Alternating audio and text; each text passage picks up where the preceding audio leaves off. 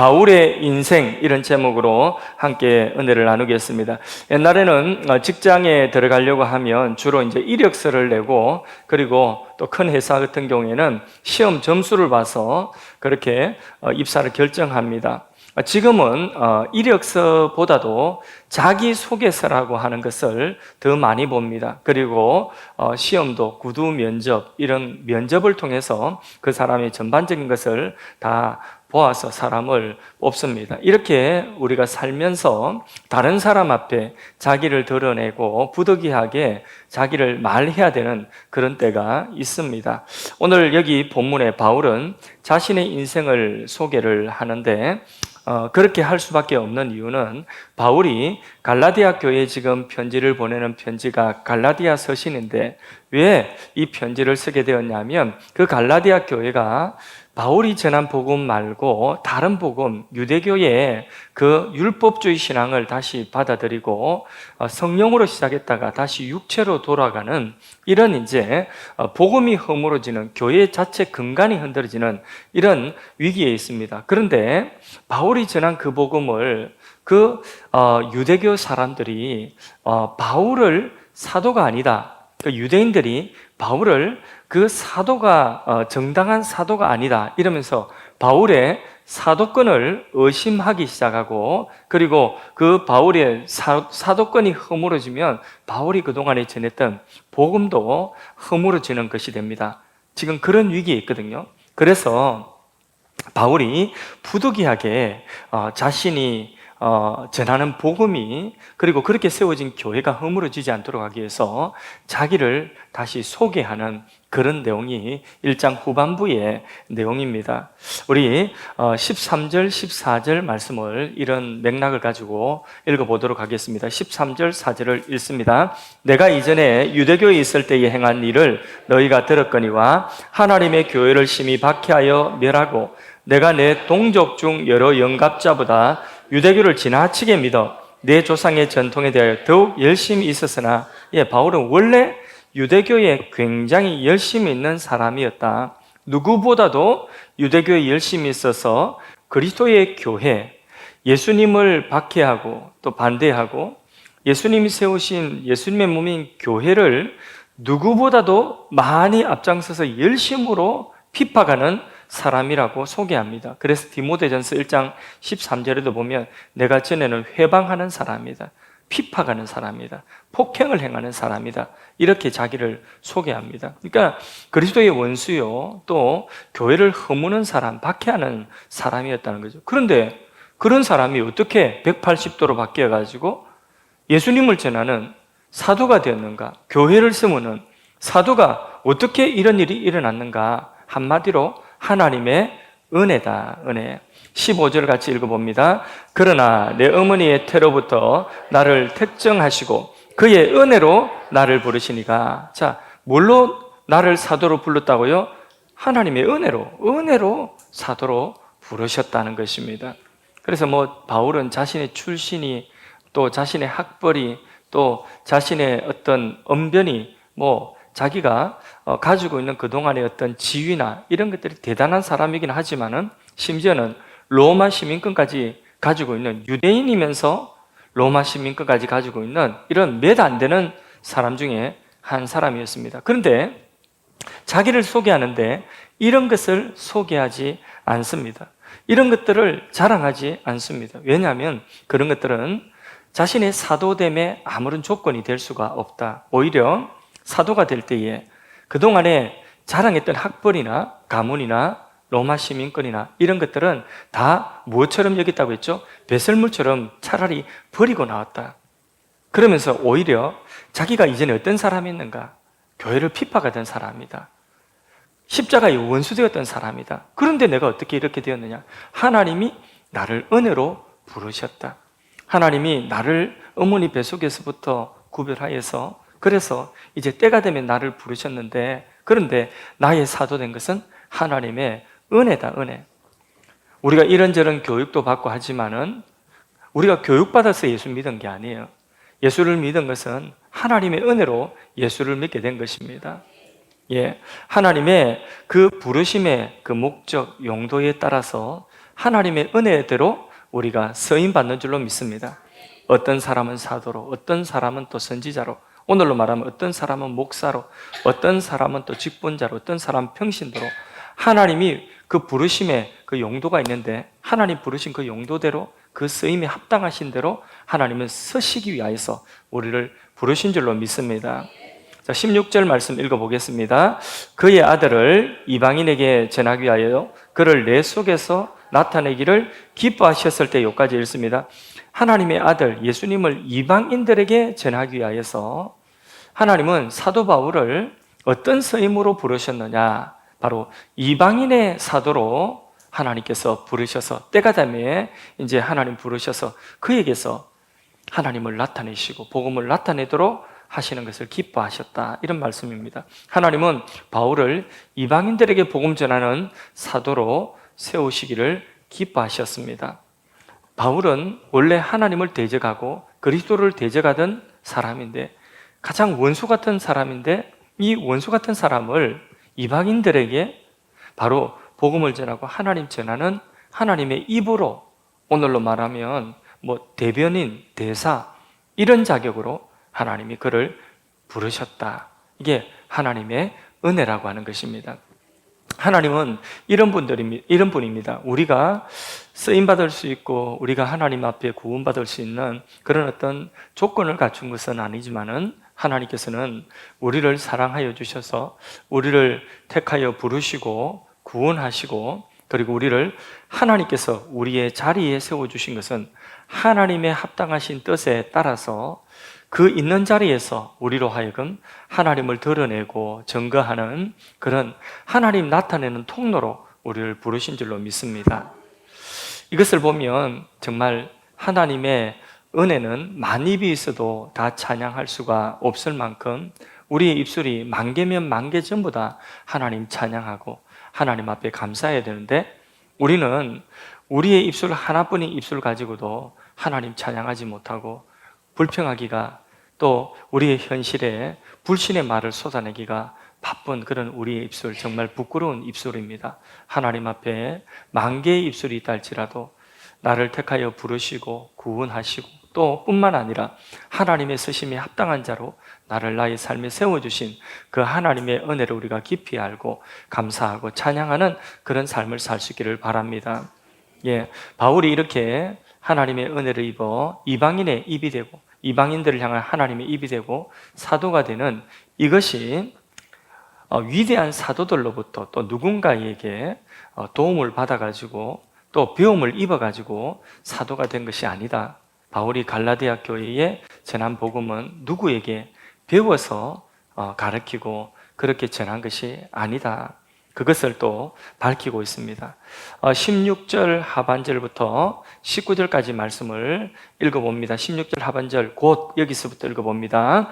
곧 혈육과 언언하지 아니하고 또 나보다 먼저 사도된 자들을 만나려고 예루살렘으로 가지 아니하고 아라비아로 갔다가 다시 다메섹으로 돌아가노라. 그 후 3년 만에 내가 게바를 방문하려고 예루살렘에 올라가서 그와 함께 15일을 머무는 동안 주의 형제 야고보 외에 다른 사도들을 보지 못하였노라. 바울이 사도되는 것은 가족들이 막 격려하고 시켜서 사도된 것이 아니다. 혈육으로 말미암지 않았다. 혈육과 언언한 것도 없다. 그리고 또 그 뒷부분에 나온 내용은 위대한 사도들과 교제하면서 사도들에게 배워가지고 내가 복음을 전하는 사도가 된 것이 아니다. 그 말하고 있는 것입니다. 그는 교만해서 그런 것이 아니라 사도들을 만나서 배울 기회가 없었습니다. 사도들에게 직접 주님에 대해서 듣고 싶었지만은 그러나 이상하게 들을 수가 없었습니다. 들을 수 있는 길이 열려지지 않았습니다. 바울이 예루살렘에 있는 사도들과 교류할 수 있는 그런 길이 열려지지 않았던 이유가 뭐냐?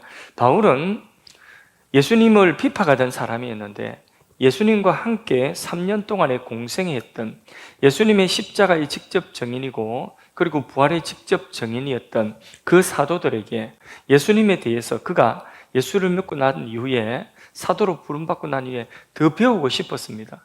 더 알고 싶었습니다. 직접 듣고 싶었습니다. 근데 하나님께서 막으셨어요. 사도들을 만나는 길이 열려지지 않았습니다. 왜 그럴까요? 무슨 이유 때문에 그랬을까요? 이것은 주님의 뜻이 아닌데, 만일 주님이 사도 바울이 이 다른 예루살렘의 사도들을 만나도록 만일에 하셨다고 한다면, 그러면 바울은 회심한 이후에 이방인의 사도로 쓰임받아야 되는데, 그런데 이방인의 사도로 쓰임받으려고 하면, 그러면 이 예루살렘의 사도들이 그 이방인들에 대한 깊은 편견을 가지고 있습니다. 그래서 이 이방인들에 대해서 나아가는 데 있어서 자신도 유대인으로서 똑같은 그런 다른 사도들이 가지고 있었던 것 같은 그런 편견을 가질 수가 있습니다. 그래서 하나님께서 바울에게 아예 이방인의 사도로 사용하시기 위해서 바울을 하나님 부르셨기 때문에, 그래서 그 이방인의 사도로서 어떤 편견 갖지 않고 이방인에게 바로 갈 수 있도록 하신 것입니다. 그래서 하나님이 예루살렘의 사도들과의 그 교류를 딱 막으셨어요. 사도행전 9장 26절에 보면 바울의 그 당시의 악명이, 예수를 믿었다고 하지만은 바울의 악명이 워낙 높아서 제자들이 그를 만나려고 하지를 않았다고 말씀하고 있습니다. 사도행전 9장 26절에 보면 같이 읽어봅니다. 사울이 예루살렘에 가서 제자들을 사귀고자 하니 다 두려워하여 그가 제자됨을 믿지 아니하니, 아야 사도들이 만나려고 해주지 않았다는 거죠. 이처럼 바울은 먼저 사도된 사람들과 교류 없이 그냥 주님께, 예수님께 다이렉트로 이방인의 사도로 임명된 것입니다. 그 이유는 바로 이방인들에 나가는 데 있어서 유대인이 가지고 있는 그런 편견, 장벽을 다 이게 막고 그냥 순수하게 이방인에게 나갈 수 있는 그런 이방인의 사도로 하나님이 부르실 필요가 있었던 거죠. 예루살렘의 사도들 예를 들어 보면 그 베드로와 같은 이런 사도도요, 하나님께 은혜를 많이 받은 자이지만은 우리가 잘 알다시피 사도행전 10장에 보면 고넬료의 집, 이방인 백부장 고넬료의 집에 갈 때에도 하나님께서 가라 가라 이렇게 말씀하시는데, 그런데 가라고 하기 전에 뭘 보여주시죠? 이방인을 상징하는 하늘에서 내려온 보자기가 보이지 않습니까? 그 보자기 안에 율법에 부정한 것들이 가득하게 들어있죠. 그 부정한 것들을 먹으라 하는데 베드로는 못 먹습니다 이러죠. 왜 못 먹죠? 유대인이기 때문에 못 먹는다는 거죠. 유대인이기 때문에 율법에 부정한 것 나는 접촉하지 않겠다. 그게 바로 누구냐면 유대인들이에요. 사도들이 예수를 믿고 사도가 되었지만은 그들은 여전히 뼛속까지 유대인, 뼛속까지 닭도 그런 닭이 있죠. 오골개는 뼈까지도 그렇게 생겼다 하죠. 뼛속까지도 유대인이에요. 유대인. 그렇기 때문에 이 베드로 사도도 나빠서가 아니라 그는 유대적인 사고에 꽉 잡혀있기 때문에, 야고보 사도도 마찬가지고 이방인들에 대한 편견을 가지고 있거든요. 그래서 하나님께서는 예루살렘 사도들과 접촉하지 않고 이 사도 바울에게 곧바로 그를 이방인의 사도로 그렇게 하나님이 임명하셔서 복음을 주시고 그들에게 가라 하신 것입니다. 그래서 하나님이 쓰시는 용도가 있어요. 예루살렘 사도들은 그들은 뼛속까지 유대인인지라 그들은 이스라엘 12지파, 구약 이스라엘의 12지파의 전통을 이어받아서 12지파가 아니라 이제는 12사도로서 12기둥으로서 그렇게 유대인들에게 복음을 전하는 그런 자들로 사용되고, 이방인을 위해서는 하나님께서는 특별히 하나님은 사도 바울, 헬라어에 능통하고 그리고 로마의 학문에 능통하고 로마 시민권을 가지고 어디든지 가서 이방인들에게 복음을 전할 수 있는, 그들의 언어로 복음을 전할 수 있는 이런 준비된 사람, 이런 딱 이방인들에게 적합한 그런 바울을 하나님께서는 직접 다이렉트로 그를 사도로 세우시고 이방인들에게 보내신 것입니다. 그래서 이렇게 각각 쓰임이 다른 것은 시기할 일이 아니라 서로 보완하는 것이고 감사할 일이죠. 주님은 아주 구체적인 부분까지도 간섭을 다 하십니다. 어떤 사람은 아무리 만나려고 해도 만나지지 않습니다. 그냥 길이 엇갈리는 거죠. 그래서 만나지지 않습니다. 어떤 때는 아무리 어느 곳으로 가려고 해도 그게 도무지 길이 열려지지 않습니다. 그럴 때 우리는 모르는 주님의 뜻이 있다, 그렇게 우리가 받아들이면 정확할 것입니다. 만일 주님께서 바울아, 내가 너를 이방인의 사도로 불렀다, 그러니 굳이 예루살렘 사도들과 교제하거나 그들에게 배울 필요가 없느니라, 이렇게 말씀을 하셨다면, 그러면 바울이 아마 이방인의 유대인 이스라엘의 예루살렘의 사도들을 무시했을 수도 있습니다. 그런데 그런 말씀도 하지 않고 그냥 만나고 싶었는데 못 만나게 길을 막는 거죠. 그러면서 하나님 뜻을 이루시는 것입니다. 그래서 하나님 뜻은요, 사람을 만나고 사람을 만나지 않고 또 만나고 싶은 사람을 비껴가서 못 만나게 하고, 이런 모든 것들이 하나님의 세밀한 계획 속에 우리를 하나님이 기뻐하신 뜻에, 하나님이 기뻐하신 용도로 하나님은 쓰시기 위한 목적인 것입니다.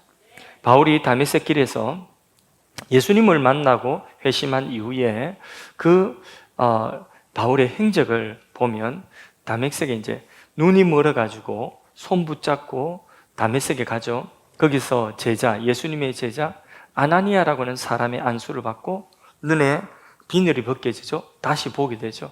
이제는 거듭난 거죠. 회심한 거죠. 그리고 바로 다메섹에서 예수가 그리스도라는 것을 막 전하기 시작했습니다.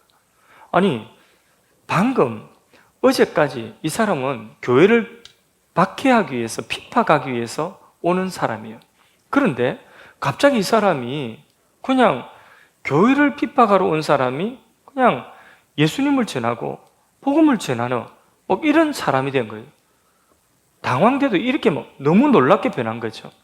사람들이 막 당황을 했습니다. 이게 도대체 무슨 일이냐? 이 사람이 도대체 무슨 일이 난 거냐? 이렇게 당황을 했습니다. 우리 사도행전에 가서 사도행전 9장 20절에서 22절을 한번 보겠습니다. 그런 내용을 읽습니다. 적시로 각 회당에서 예수가 하나님의 아들이심을 전파하니 듣는 사람이 다 놀라 말하되, 이 사람이 예루살렘에서 이 이름을 부른 사람을 멸하려던 자가 아니냐? 여기 온 것도 그들을 결박하여 대제사장들에게 끌어가고자 함이 아니냐 하더라. 사울은 힘을 더 얻어 예수를 그리스도라 증언하여 다메섹에 사는 유대인들을 당혹하게 하니라. 당황스럽게 했다는 거죠. 이렇게. 그렇게 다메섹에서 곧바로 눈 뜨고 이제는 예수가 그리스도라는 것을 전하고 사람들 당황스럽게 해놓고 하나님이 그를 어디로 인도하셨냐면 아라비아로 인도하셨어요. 그리고 3년 만에 다시 다메섹을 거쳐서 예루살렘에 갑니다. 가가지고 오늘 본 본문대로 베드로를 잠시 만납니다. 야고보를 잠시 15일 동안 면담한 것 외에는 다른 사도들을 일적 만나보지도 못했다. 그리고는 또 예루살렘에 함께 있지도 않아요. 수리아 지역에, 안디옥 지역에 길리기아 다소, 그러니까 이 바울이 태어났던 그 다소 지역에 머물렀습니다. 그러니까 이 모든 행적을 보면 기존에 예루살렘에 있는 사도들과 접촉이 없었다 하는 것이요. 예. 그것도 3년 이후에 잠깐 만난 것, 15일 만난 것 뿐이다. 이미 그때는 바울이 주님께 충분한 계시를 받고 이제 이방인의 사도로 다 준비가 되어 온 그런 상황이었습니다. 그 상황에서 서로 복음을 주고받는 것이 이제는 일치가 되는 거죠. 그렇게 이제 이게 이방인의 사도로 부름받은 이 바울은 유대인의 이 사도들에게 안수를 받거나 이렇게 세움받아서 사도가 된 것이 아니다. 이 말을 하는 이유가 뭐죠? 바울의 사도권은 직접 예수님께로부터 온 것이다 하는 것을 자기가 변호하고 있는 것입니다, 지금. 자, 그래서 24절에서 오늘 본문 21절에서 24절까지 한번 보도록 하겠습니다. 이렇게 해서 사도 바울이 이제는 복음을 전하고, 그리고 사도로, 이방인의 사도로 준비가 다 되고 있으니까, 그러니까 이제 교회들이 이제는 이 바울에 대해서 이제 알기 시작하는 거죠. 서로 얼굴을 볼 기회는 없었지만은 교회는 이미 바울이 행하는 그 일들, 바울이 전한 그 복음에 대해서 다 이제 듣고 알게 된다는 그런 내용입니다. 21절에서 24절 오늘 본문 내용을 다시 한번 읽고 말씀을 정리하겠습니다. 읽습니다. 그 후에 내가 수리아와 길리기아 지방에 이르렀으나 그리스도 안에 있는 유대의 교회들이 나를 얼굴로는 알지 못하고 다만 우리를 박해하던 자가 전에 멸하라던 그 믿음을 지금 전한다함을 듣고 나로 말미암아 하나님께 영광을 돌리니라. 아멘. 예. 예루살렘에 갔다가 수리아 길리기아 지방 지금 다른 곳에 있지만은 이제 그리스도 안에 있는 유대의 교회들이 이제는 바울을 얼굴로 모른답니다. 근데 이야기는 다 들었어요. 예. 오늘처럼 유튜브가 있는 것이 아니에요. 그래서 바울을 몰라요. 얼굴 몰라요. 그런데 3년 전에 이 사람이 다메섹 도상에서 예수를 만났고 그리고 사람이 급격하게 변화되어져서 그리고 아라비아 갔다가 다시 이방인의 사도가 되어서 그리고 그가 전하는 것이 예수가 그리스도라는 것을 너무나 명확하게 전하고 그리고 그에게 하나님이 행하시는 함께 하시는 그 성령의 나타남이 있다 하는 이것이 이제 소문이 다 퍼져서 유대에 있는 모든 교회들이 이제 알게 되었다 하는 것입니다. 그리고는 하나님께 어떻게 했다고요? 영광을 돌렸다. 이런 사람이 변화되어서 이방인의 사도가 된 것, 그 소문을 듣고 하나님께 영광을 돌리게 되었다. 우리가 가는 길은 좁습니다. 좁은 길이기 때문에 우리가 가다 보면 다 만납니다. 얼마 가지 않아서 다 만나게 됩니다. 바울을 많은 사람들이 의심했죠. 그런데 3년 지나니까 이 바울의 그 사도권에 대해서 의심하는 사람이 이제는 없게 되었다. 다 이 사람이 변화되어져서 사도가 된 것에 대해서 하나님 앞에 영광을 올렸다는 것이죠. 그러니까 3년 지나니까 그 사람이 진짜인가 가짜인가 드러나는 것입니다. 예, 우리가 가는 길도 결코 넓은 길이 아니에요. 좁은 길이죠. 좁은 길이기 때문에 우리가 가는 그 길에 우리는 다 만나게 되어 있습니다. 그래서요, 우리가 한마디로 잘 살아야 돼요. 바로 살아야 돼요. 아무리 가도 우리가 만나지 않는다면, 우리가 이 좁은 길 가면서 만나지 않는다. 그러면 다 딴 길로 우리가 언젠간 다 만나게 됩니다. 그죠? 쭉 저의 소원은 쭉 우리 모든 성도님들이 여기 계신 분들이 쭉 우리 교회에서 함께 신앙생활 하다가 순서는 조금 다르지만은 한 사람 한 사람 부르신 순서대로 천국 가고 천국 가서 우리 하늘사랑교회 반열에 그렇게 함께 만나기를 원합니다. 근데 쭉 갔는데 마지막에 못 만나면 이건 큰일 나는 거죠. 그죠? 우리 다 만나게 될 줄로 믿습니다. 틀림없이 만납니다. 그래서 우리가 다른 사람에게 잘 보이려고 막 사람 눈치 보고 사람에게 잘 보이고 칭찬받고 지금 인정받으려고 그럴 필요 없습니다. 인정이 목말라가지고 막 그럴 필요가 없습니다. 주님은 산이 있는 동네가 반드시 숨기지 않고 드러난다 했습니다. 등불을 켜서 말 아래 두지 않고 등경 위에 둔다고 했습니다. 그래서 그 빛이 모든 사람들에게 빛이라고 했습니다. 내가 주님 뜻대로 살면 반드시 아름다운 삶이 드러나게 되어 있습니다. 내 신앙이 드러나게 되어 있습니다. 우리가 주님 뜻대로 믿음 안에서 우리가 살아가면요, 우리가 가는 길이 넓지 않기 때문에 결국은 소문을 듣고 이렇게 저렇게 우리가 만나고 그렇게 우리가 다 결국은 믿음의 길에서 우리가 서로를 알게 되는 것입니다. 그러나 정말 주님이 사랑하는 마음으로 우리를 그렇게 만나게 하시면 좋은데 이렇게 우리가 좋은 그런 어떤 만남을 가지고 계속 이어나가는 거 너무나 중요한 것이죠. 또 반대로 생각하면 또 마찬가지입니다. 죄도 마찬가지입니다. 아무리 숨기려고 해도 숨길 수가 없는 것이 또 죄입니다. 하나님이 알고 계시고 내가 알고 있는데 어떻게 그 죄를 감출 수가 있겠습니까? 사람이 알아주지 않는다고 우리가 게으름 피우고 우리가 그렇게 나태하게 그렇게 우리가 신앙생활 한다면 그 꺼진 등불도 다 드러나는 것입니다. 자기 미천 다 드러나는 것입니다. 거짓된 동기로 어떤 일을 한다? 지금 당장은 눈에 보일 때에 선한 일을 하고 뭔가 이름 나는 그런 일을 하고 뭐 남들이 알아준 그런 일을 하는 것 같아도 거짓된 동기로 하는 일은요 얼마 못 가서 그 기름 닦고 기름만큼만 타고 꺼지는 것입니다. 그러니까 얼마 못 가요. 다 드러나게 되어 있습니다. 미천은 드러납니다. 그래서 그 속에 있는 것, 그것이 진실된 것, 또 참된 믿음에 속한 것, 참된 것, 이것도 드러나고 거짓된 것, 또 게으른 것, 또 우리가 나태한 것, 이런 것들도 다 드러나는 것입니다.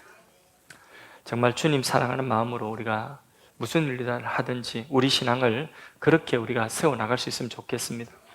결국 그의 삶은 드러납니다. 바울도 그가 도무지 인정될 수 없는, 교회에서 받아들일 수 없는 그런 사람이었어요. 그래서 사도들조차 그를 두려워했습니다.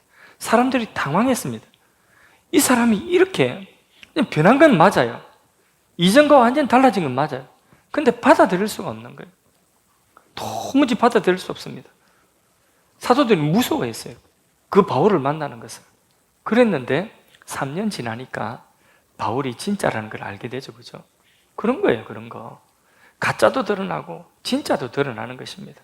우리 신앙이 남에게 보이려고 하는 그런 외식된 신앙도 나중에 되면 그건 금방 드러납니다. 다른 사람 조금 인정해 주지 않고 조금 섭섭하면 그거 금방 미천 드러납니다. 그래서 뭘로 드러나냐? 그게 탈진으로, 불평으로, 시험으로 다 드러납니다. 그런데 진짜는 진짜대로 또 드러나는 것입니다. 세월 지나면 진짜 진국으로 그냥 뚝배기처럼 그냥 항상 늘 그대로입니다. 그게 진짜입니다. 드러나서 하나님께 영광 돌리는 것이죠. 결국 그의 삶은 드러나게 돼 있다. 다른 믿음의 형제들에 의해서 또 평가도 받게 돼 있다. 보고 있지 않은 것 같아도 다 보고 있다. 바울 보니까 3년만 지나니까 다 드러납니다. 그 보이지 않는 믿음의 형제들의 눈이 정확합니다. 자기 혼자 아무리 똑똑한 것처럼 아무리 설쳐대도 많은 사람을 동시에 속일 수는 없는 것입니다. 그 사람 됨됨이 속으로 다 드러나게 되어 있습니다. 참도 드러나고 거짓된 것도 드러난다. 결국 우리가 한 가지입니다. 진실한 방법밖에 없습니다. 많은 믿음의 형제 자매들이 바울에 대해서 들은 그것이 바울 그 사람 됨입니다. 항상 진실합시다. 끝까지 충성합시다. 보이지 않는 곳에서 최선을 다합시다. 예. 그럴 때에 나로 말미암아 하나님께 영광을 돌려드리게 될 줄로 믿습니다.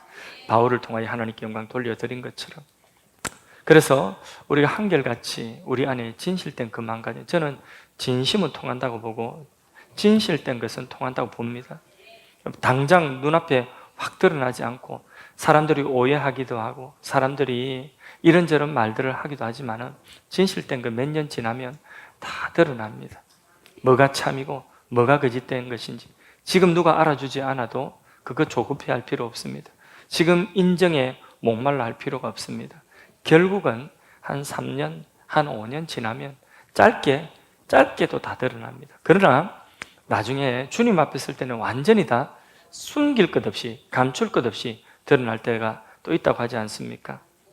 우리가 그렇게 오늘 사도 바울의 사도권에 대해서 자신을 변론하는 그 상황, 요 상황을 보면서 그 결국은 바울의 그 삶, 도무지 사도들조차 그를 두려워했고 사람들이 변화된 사울의 모습을 믿지 않고 당황스러워했던 이 사람의 변화된 모습, 그 모습을 나중에 통하여서 사람들이 진짜다 하고 하나님께 영광을 돌려드리는 그때가 온다. 이것을 우리의 삶에 교훈받고 우리도 은혜 가운데서 주님 바라보고 달려야 되는 믿음의 길을 쭉 달려가는 그런 한결같은 신앙 되기를 주의 이름으로 축복합니다.